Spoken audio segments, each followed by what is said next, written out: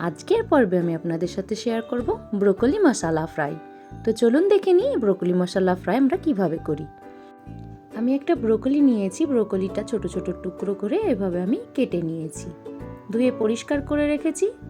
এবার আমি একটা পাত্রে কিছুটা জল গরম বসিয়ে দিয়েছি।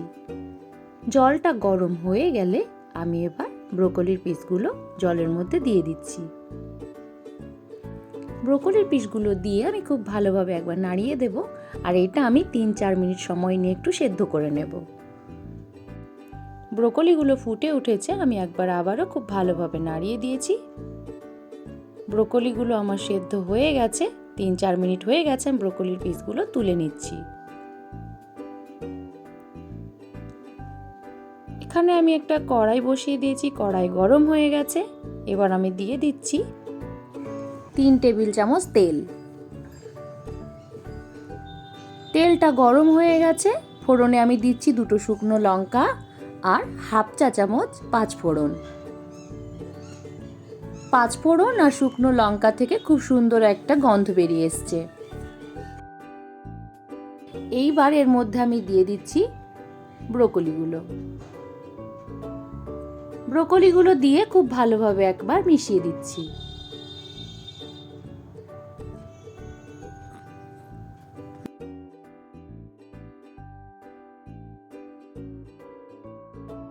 দিয়ে দিচ্ছি স্বাদ মতো নুন, আর দিচ্ছি 1/4 চা চামচ হলুদ গুঁড়ো। নুন আর হলুদ গুঁড়োটা দিয়ে আবারও খুব ভালোভাবে একবার মিশিয়ে দেব।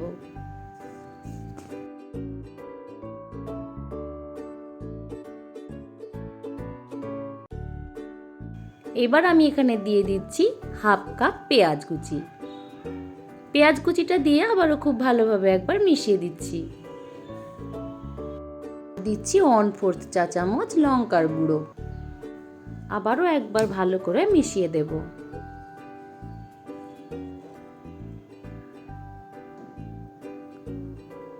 এবারে আমি দিয়ে দিচ্ছি 3 টেবিল চামচ টমেটো পেস্ট।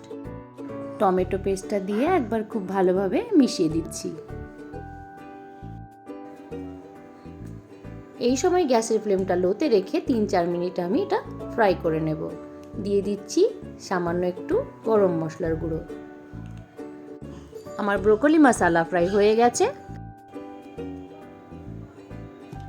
এইবারে আমি তুলে নেব। ব্রোকলি মশলা ফ্রাই ভাত, রুটি, পরোটা সব কিছুর সাথেই খুব ভালো লাগে খেতে। তো কেমন লাগলো আমার আজকের রেসিপি ব্রোকলি মশলা? আপনারা অবশ্যই কমেন্ট করে জানাবেন, আর একবার হলেও বাড়িতে অবশ্যই বানিয়ে খেয়ে দেখবেন।